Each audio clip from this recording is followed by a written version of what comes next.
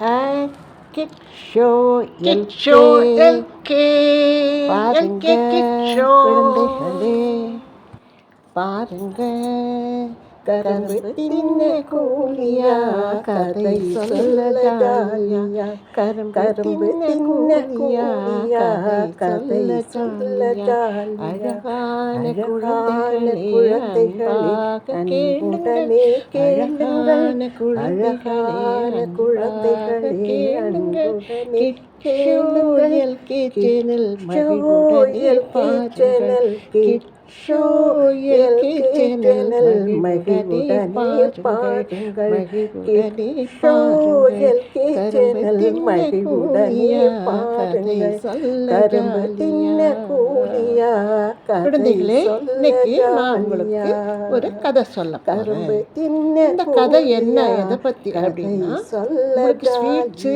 இனிப்பு பலகாரம்லாம் ரொம்ப பிடிக்கும் இல்லையா? அதனால அந்த கடையில், ஸ்வீட்ஸ் கடையில் இருக்கிற இனிப்பு பலகார கடையில் இருக்கிற ஒரு கதை சொல்ல. ஒரு ஊரில் ஒரு கடைக்காரர் இருந்தார். அவர் ஒரு கடை வச்சுருந்தார், இனிப்புகளெல்லாம் விற்கிற கடை. அவர் பேர் ராமசாமி. தினமும் காலையில் கடை திறப்பார், அப்புறம் வியாபாரம் நடக்கும். சாயந்தரம் கதையை சாத்திட்டு போவார். இப்படி நல்லா அவர் கடையில் வியாபாரம் நடந்துக்கிட்டு இருந்தது. அவரும் ரொம்ப சந்தோஷமாக இருந்தார். அப்படியே இருந்துகிட்ருக்கும்போது கொஞ்ச நாளாக வியாபாரம் நல்லா நடக்கலை. அவருக்கு என்ன செய்யறதுன்னே தெரியல. என்னமோ தெரியலையே, கடையில் வியாபாரம் சரியாக நடக்கலையே அப்படின்னு அவர் யோசிச்சுட்டு இருந்தார்.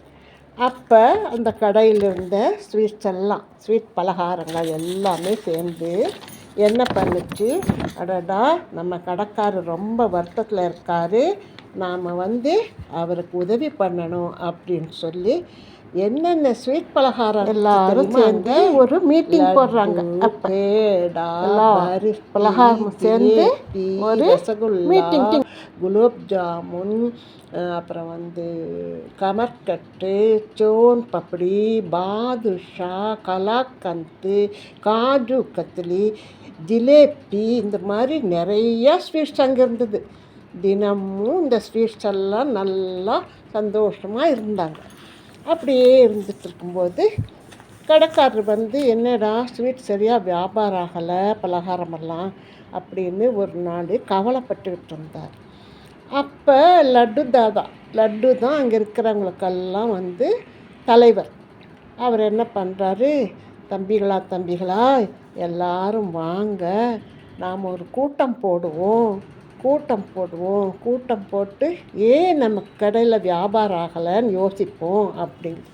ஜிலேபியும் மைசூர் பாகும், சரி லட்டண்ணா, நாங்கள்லாம் வரோம், நீங்கள் கூட்டம் போடுங்க, நாங்கள்லாம் கலந்துக்கிறோம் அப்படின்னு சொல்கிறாங்க.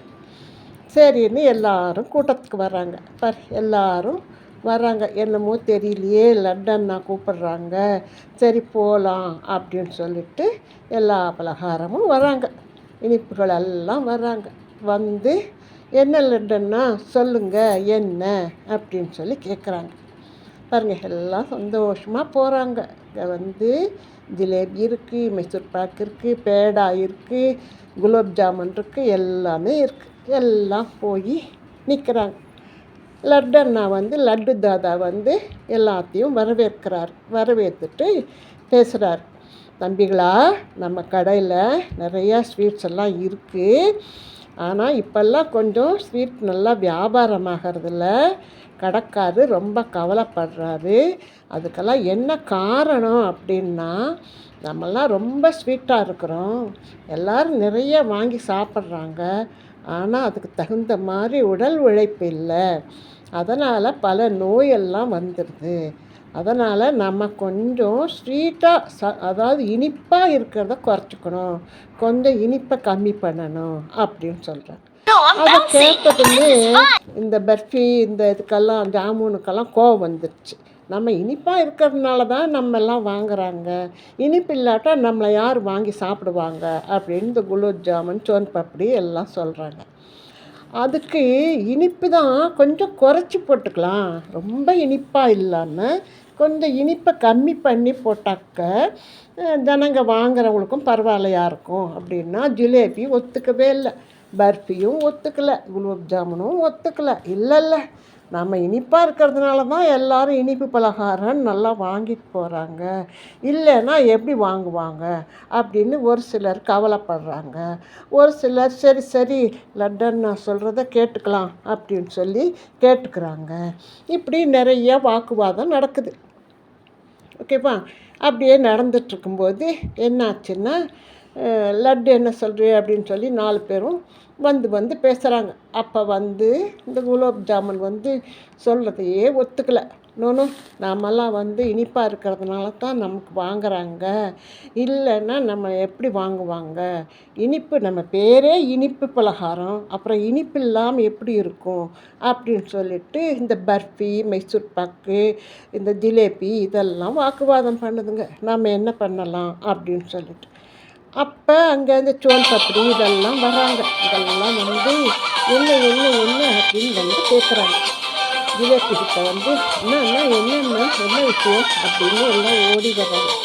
ஓடி கேட்கும்போது இதெல்லாம் சொல்கிறாங்க. இல்லை லட்டு நான் சொல்கிறாரு, லட்டு தாத்தா அதெல்லாம் ரொம்ப இனிப்பாக இருக்கிறதுனால ஜனங்க ரொம்பவும் நோய்வாய்ப்படுறாங்க, இனிப்பு ஜாஸ்தியாக இருக்குது, சாப்பிடக்கூடாது அப்படின்ட்டு. அதனால் என்ன பண்ணலான்னா கொஞ்சம் இனிப்பை குறைச்சிக்கலாம், கம்மியாக போட சொல்லலாம் அப்படின்னு இந்த ஜிலேபி, மைசூர் பாக்கு இதெல்லாம் சொல்கிறாங்க. சொல்லும்போது ஒரு சிலர் ஒத்துக்கிறாங்க. சரி நம்ம ரொம்ப இனிப்பாக இருக்க வேண்டாம், கொஞ்சம் குறைச்சிக்கலாம் அப்படின்னு சொல்லி கொஞ்சம் பேர் ஒத்துக்கிறாங்க. கொஞ்சம் பேர் இந்த குலாப் ஜாமுன், சோன் பப்படி இவங்கெல்லாம் ஒத்துக்க மாட்டேங்கிறாங்க. பர்ஃபி இதெல்லாம் கலாக்கந்து இதெல்லாம் ஒத்துக்க மாட்டேங்குது. இல்லை நம்ம இனிப்பாக தான் இருக்கணும், அப்போ தான் எல்லோரும் வாங்கி சாப்பிடுவாங்க, இல்லாட்டா நம்ம இனிப்பு பலகாரம்னு எப்படி அதுக்கு பேர் வரும் அப்படின்னு சொல்கிறாங்க. அப்போ லட்டு தாதா மறுபடியும் சொல்கிறாரு, இல்லை ஃப்ரெண்ட்ஸ், தம்பிகளா, நம்ம ரொம்ப இனிப்பாக இருக்க வேண்டாம், கொஞ்சம் இனிப்பை குறைச்சிக்கலாம்.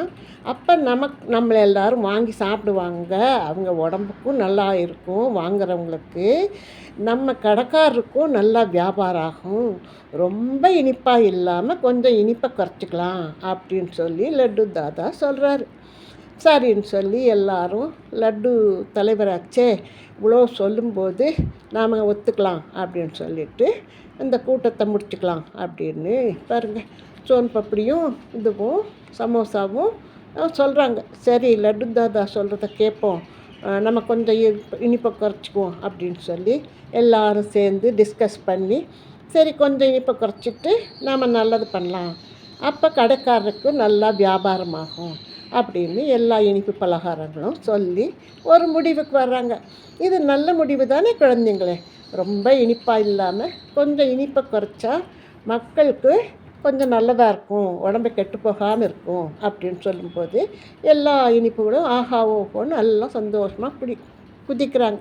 பாரு, குலோப் ஜாமுன், மைசூர் பாக்கு, சோன் பப்படி, பாதுஷா எல்லாமே ரொம்ப சந்தோஷமாக இருக்காங்க.